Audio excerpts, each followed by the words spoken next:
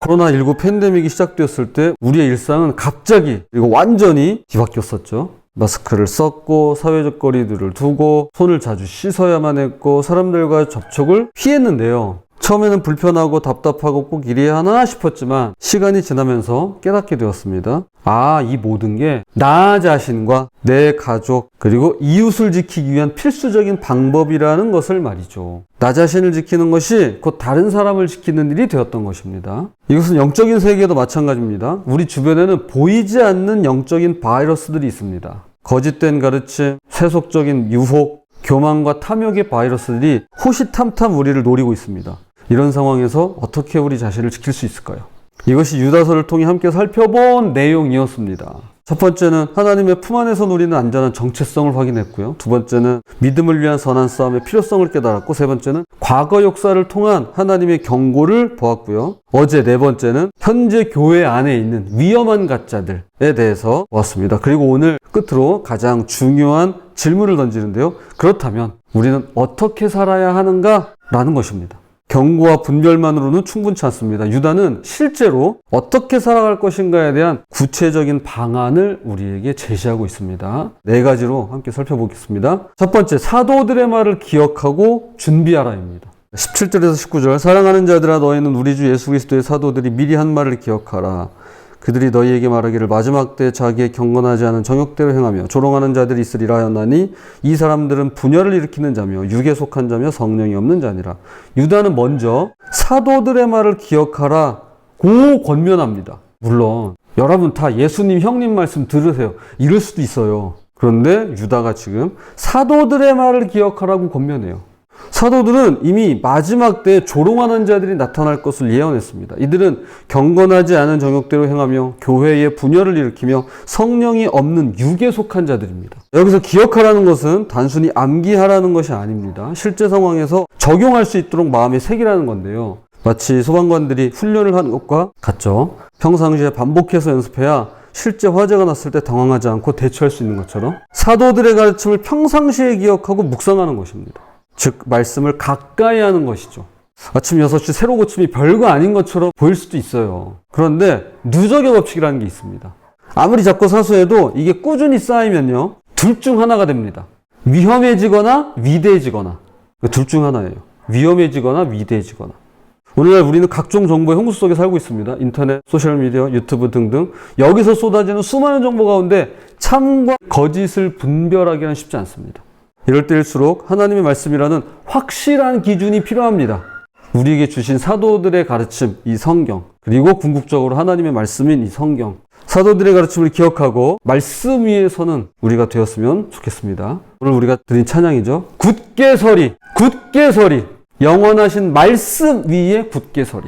두 번째, 거룩한 믿음 위에 자신을 세우고 지키라입니다. 20절, 21절, 사랑하는 자들아 너희는 너희의 지극히 거룩한 믿음 위에 자신을 세우며 성령으로 기도하며 하나님의 사랑 안에서 자신을 지키며 영생에 이르도록 우리 주 예수 그리스도의 긍휼을 기다리라. 유다는 네 가지 구체적인 실천 방법을 제시합니다. 첫째, 지극히 거룩한 믿음 위에 자신을 세우는 것입니다. 지극히 거룩한 믿음이란 사도들로부터 전해받은 순수한 복음을 의미하죠. 이 믿음은 시대에 따라 변하지 않는 영원한 진리입니다. 우리는 이 견고한 터 위에 내 삶을 세워가야 합니다. 둘째, 성령으로 기도하는 것입니다. 이것은 단순히 많이 오래 뜨겁게 기도하는 것이 아니라 성령의 인도하심을 받아서 기도하는 겁니다. 하나님의 뜻에 합당한 기도를 드리라는 것이죠. 우리 자신의 욕심이나 계획이 아니라 하나님의 마음과 뜻을 구하는 기도입니다. 저는 이것을 어디서 찾냐면 예수님께서 가르쳐 주신 주기도문에서 찾습니다. 언젠가 기회가 되면 주기도문에 대한 말씀을 나누고픈 열망을 갖고 있는데요. 주님이 우리에게 가르쳐 주신 기도, 성령을 따라 기도하는 우리가 되었으면 좋겠습니다. 셋째, 하나님의 사랑 안에서 자신을 지키는 것입니다. 세상의 유혹과 시험이 몰려올 때 오직 하나님의 사랑만이 우리를 안전하게 지킬 수 있는 것입니다. 마치 어린아이가 부모님의 품에서 안전함을 느끼는 것처럼 하나님의 사랑의 품에 머무르는 것입니다. 네 번째, 예수 그리스도의 긍휼을 기다리라고 말합니다. 이것은 소망의 자세인데요. 현재 어려움이나 시험이 영원하지 않다는 것입니다. 요한계시록도 그렇고 유다서도 그렇고 사실 신약 성경의 대부분의 아니죠. 전부 다죠. 복음서부터 시작해서 바울서 시내다. 영원하지 않다. 끝이 있다. 이 또한 지나간다. 주님께서 다시 오실 그날까지 그리고 우리가 영생에 이를 그날까지 인내하며 기다리는 자세입니다. 주님 우리에게 긍휼을 베풀어 주세요라고 말이죠. 우리가 매일 새로 고침을 하는데 오늘도 주님 저희를 긍휼히 여겨주세요. 이런 기도입니다. 거룩한 믿음의 자신을 세우고 성령으로 기도하며 하나님의 사랑 안에서 자신을 지키고 주님의 긍휼을 기다리는 것, 이 네 가지가 새로 고침을 통해서 반복되고 훈련되며 그리고 새롭게 되고 고침을 받는 우리 모두가 되었으면 좋겠습니다. 세 번째, 긍휼로 다른 사람을 도우라입니다. 22절 23절 어떤 의심하는 자들을 긍휼히 여기라. 또 어떤 자를 불에서 끌어내어 구원하라. 또 어떤 자를 그 육체로 더럽힌 옷까지도 미워하되 두려움으로 긍휼히 여기라. 21절 후반부에서 예수 그리스도의 긍휼을 기다리는 이유는 오롯이 나만을 위한 것이 아니라 타인에게로 흘러가야 한다고 말씀하는 것입니다. 그래서 긍휼이란 단어가 계속해서 3차례 반복돼요. 즉 다른 사람에게 손을 내밀고 도우라고 권면하는데요. 유다는 3부류의 사람들을 언급합니다. 첫 번째, 의심하는 자들입니다.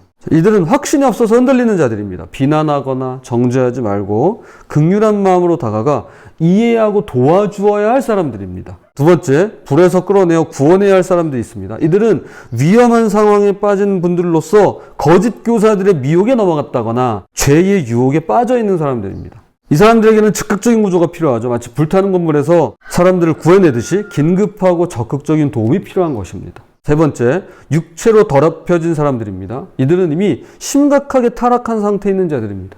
이 경우엔 조심스럽게 접근해야 되는데요. 그들을 도우려다가 자칫 자신도 더럽혀질 수 있기 때문입니다. 그래서 유다는 그 육체로 더럽힌 옷까지도 미워하되 두려움으로 긍휼히 여기라고 말합니다. 즉 사람은 품어주되 죄는 미워하고 도움은 주되 경계하라는 것입니다. 이것이 그리스도인이죠. 우리 주위에도 다양한 상황에 처한 분들이 계십니다.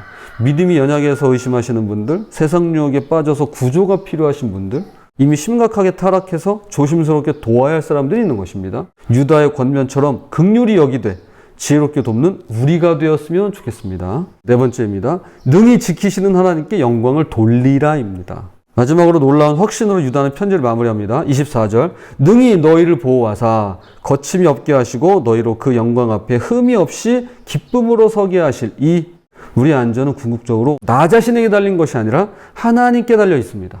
하나님은 능히 너희를 넘어지지 않게 지키실 분이랍니다. 하나님은 우리를 지키실 능력이 있으십니다. 아무리 강한 유혹이 와도 아무리 어려운 시험이 와도 하나님께서는 능히 우리를 보호하시고 넘어지지 않게 지켜주실 충분한 능력이 있으십니다.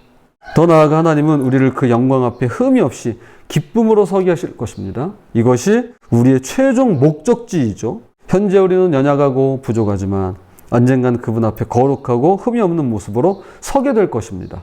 내가 잘해서가 아니라 하나님께서 그렇게 빚어 가실 겁니다. 하나님께서 우리를 이끌어 가시고 만들어 가신다고 말씀하십니다. 그때는 두려움이나 부끄러움이 아닌 기쁨과 환희로 하나님 앞에 서게 될 것입니다. 그래서 유다는 이 모든 일을 이루시고 우리를 흠없는 모습으로 빚어 가실 하나님께만 영광을 돌립니다.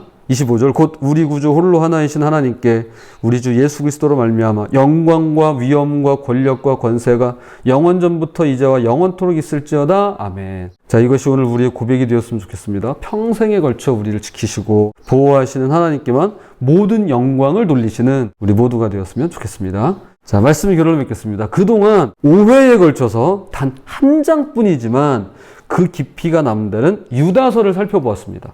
결국 유다가 우리에게 전하는 당부의 말씀은 이것입니다. 사랑 안에서 자신을 지키십시오. 유다서의 주제이기도 하고요. 오늘 제목이기도 합니다. 하나님의 사랑을 떠나서는 그 누구도 스스로를 지킬 수 없다는 것입니다. 돈이 지켜주냐? 지켜줄 수 있죠. 어느 일정 부분까지. 가족이 지켜줄 수 있냐? 그렇죠. 어느 일정 기간까지 지켜줄 수 있죠. 인맥이 지켜주냐? 지켜줄 수 있죠. 어떤 특정한 분야에 있어서. 그러나 우리를 온전하게 지킬 수 있는 것, 그리고 우리를 빚어가실 하나님 앞에 기쁨과 환희로 서게 하실 수 있는 능히 가지고 계신 그 능력은 하나님밖에 없으십니다. 그러니 그 하나님의 사랑 안에서 자신을 지키라고 권하고 있는 것입니다. 그 사랑 안에 머물면서 사도들의 말씀을 기억하고 거룩한 믿음의 자신을 세우며 성령으로 기도하고 다른 사람들을 긍휼히 도우며 능히 지키시는 하나님께 영광을 돌리는 삶을 살아가라고 촉구하고 있는 것입니다. 그냥 편안하게 쓰고 있는 편지가 아니라 우리를 그 삶으로 그냥 초대하는 정도가 아니라 징집 명령서라고 표현을 했더랬죠. 우리를 그렇게 부르고 계시는 거예요. 저희 고사육의 송부영신 예배에 꼭 빠뜨리지 않는 전통이 있습니다.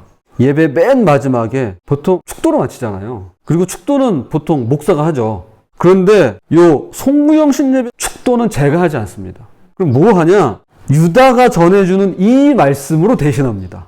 그래서 요 말씀을 읽는 것으로 축도를 가름해요. 그리고 예배를 마칩니다. 그래서 20절에서 25절까지 말씀을 교독하는 것으로 다시 오지 않을 한 해를 보내면서 그리고 누구도 가보지 않은 새해를 맞이하는 시간을 갖습니다. 자, 이렇게 어떻게 살았는가를 돌아보고 그리고 앞으로도 이렇게 살아보자는 그런 의미를 담고 있는데요. 부디 우리의 일상을 통해서 달이 바뀌고 해가 바뀌어도 평생토록 하나님께만 영광을 돌리시는 저와 여러분이 되시기를 주님의 이름으로 부탁을 드립니다.